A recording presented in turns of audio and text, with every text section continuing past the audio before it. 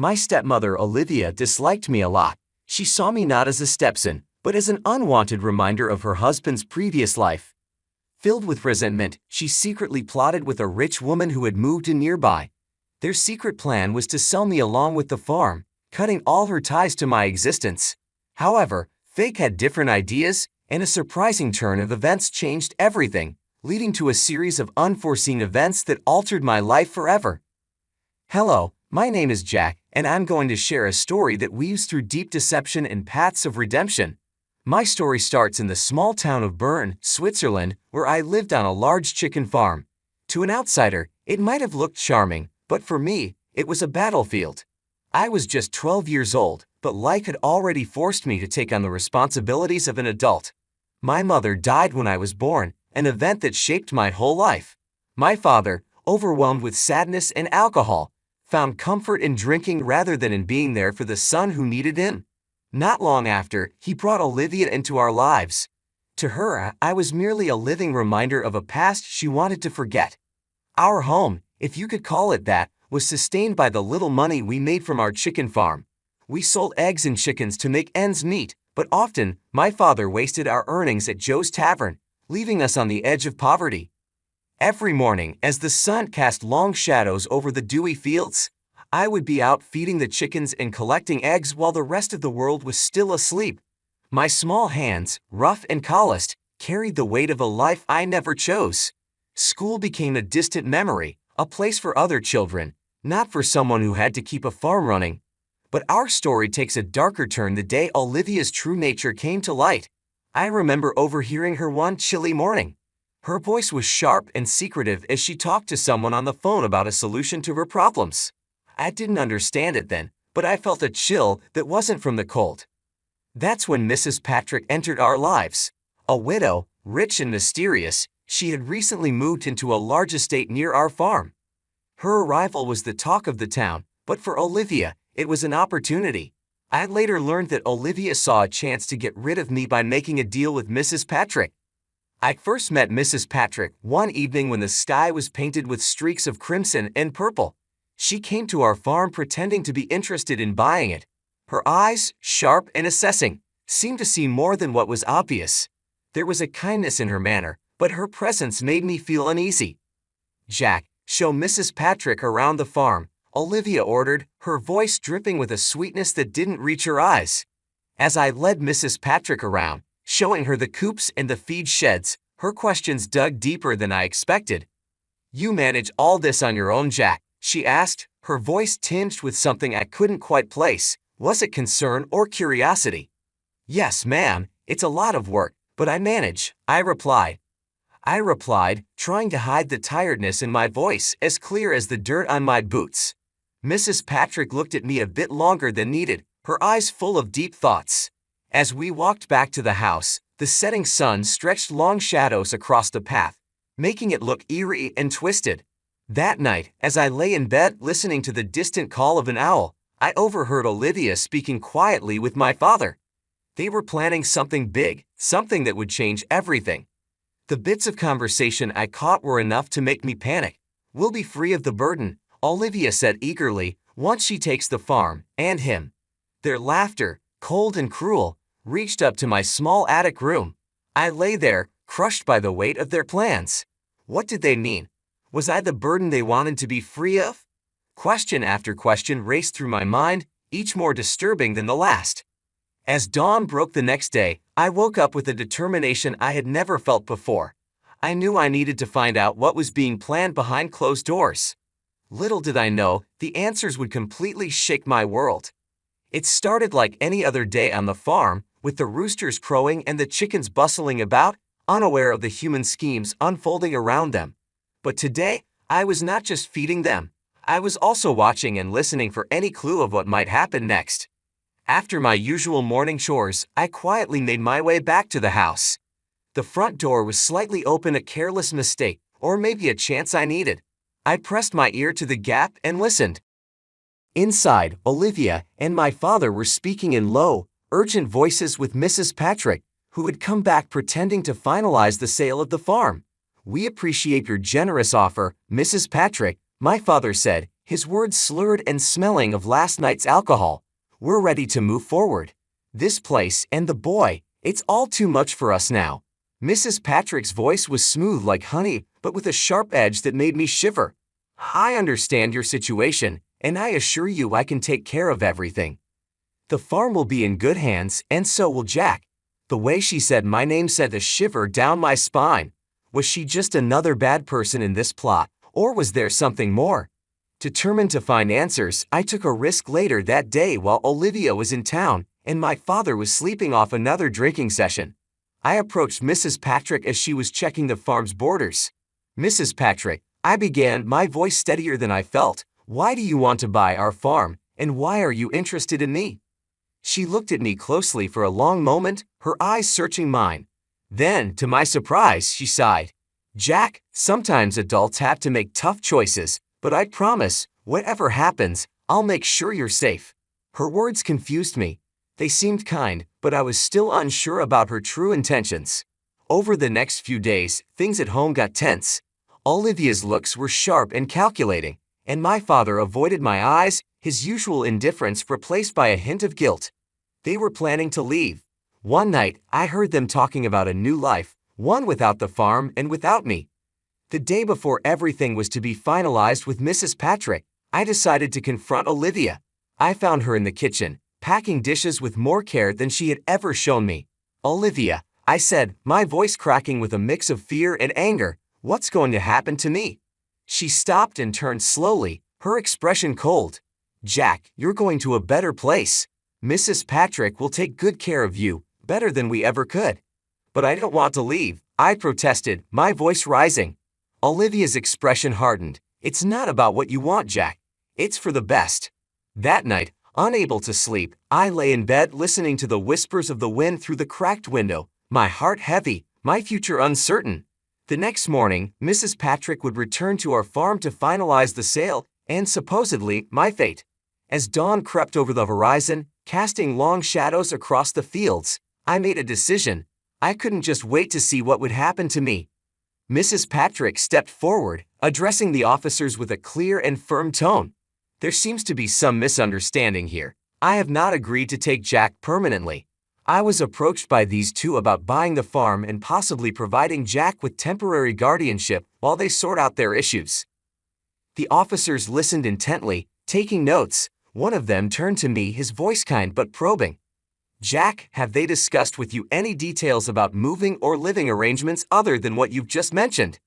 I shook my head, the weight of the unknown pressing down on me. "No, sir. They just told me I'd be staying with Mrs. Patrick for a while because it's too hard for them now." The officer nodded, then focused on Olivia and my father.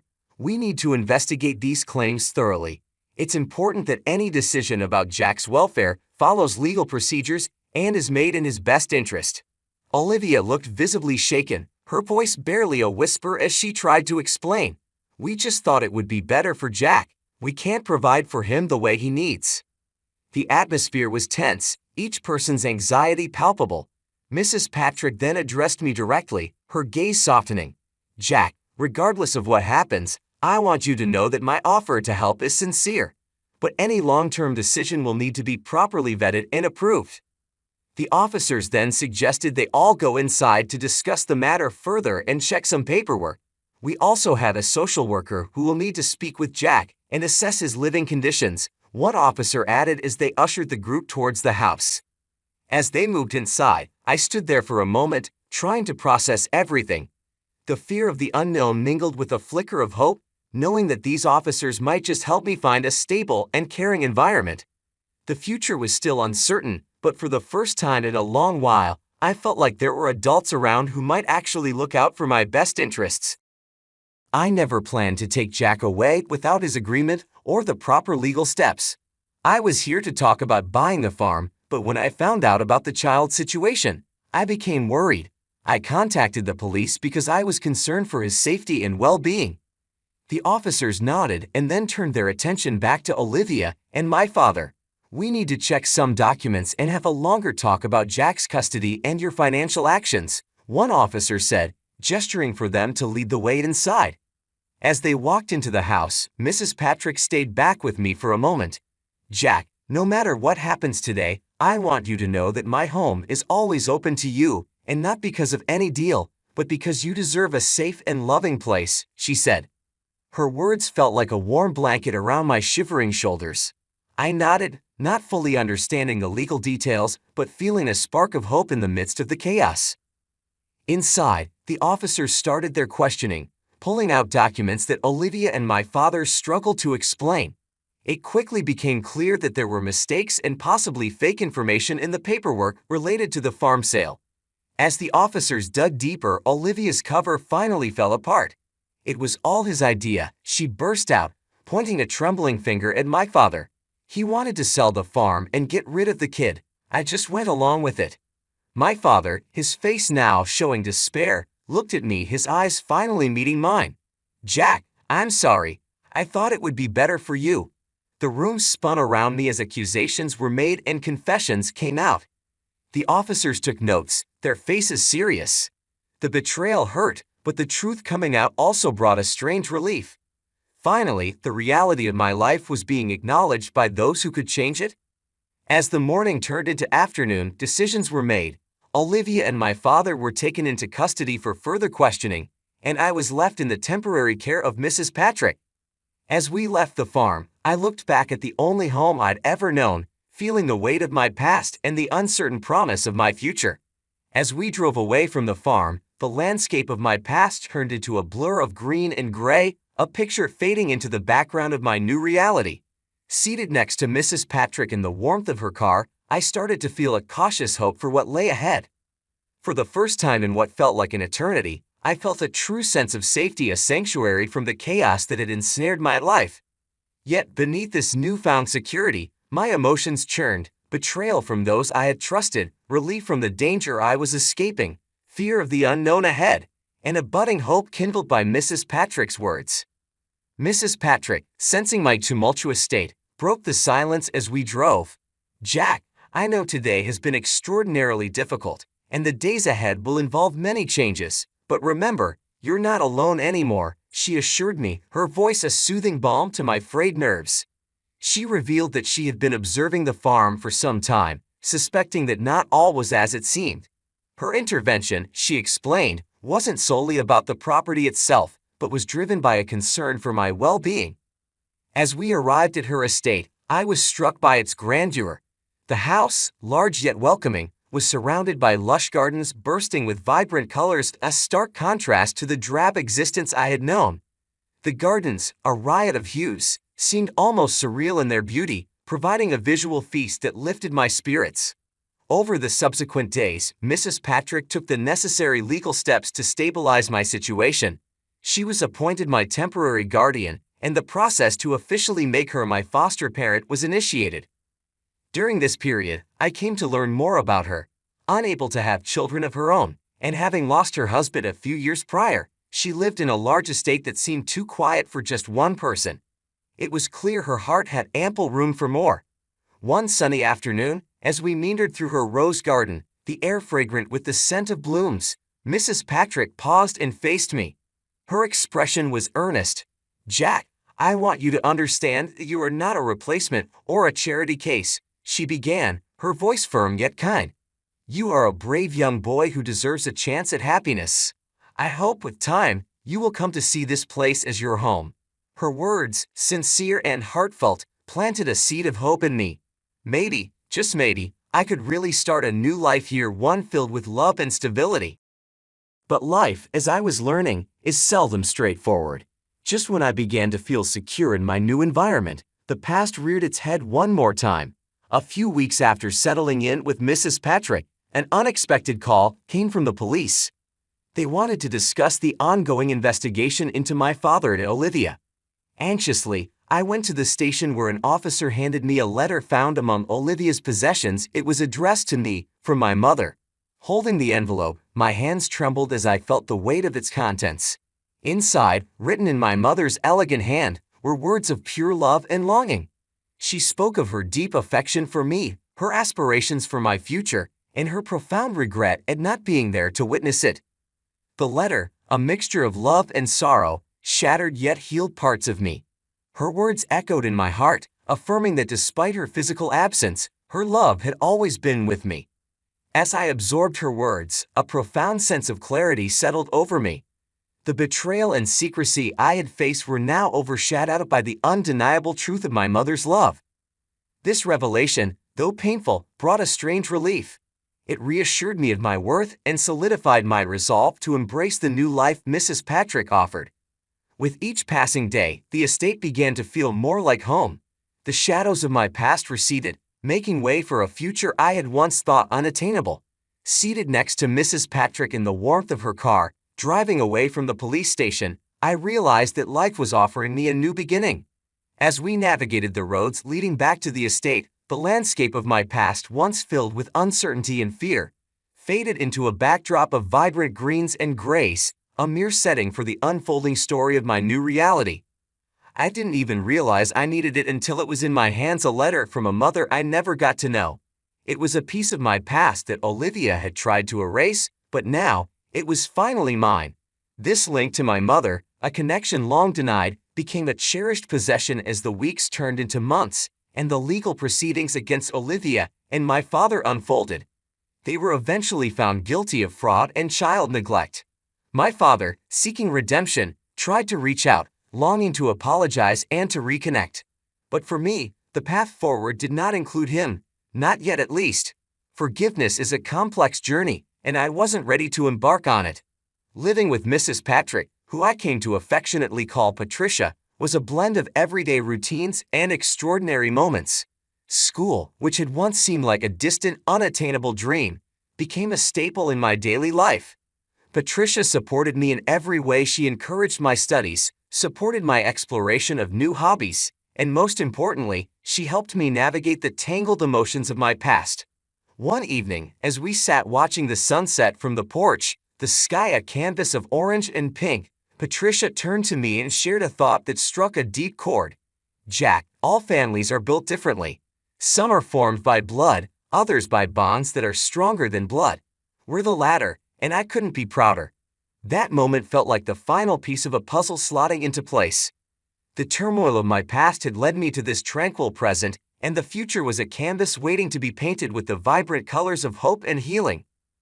Patricia's words sizzled deep within me, affirming a truth I was only beginning to grasp. The definition of family could be much broader than traditional bonds, encompassing connections built on support, understanding, and unconditional love.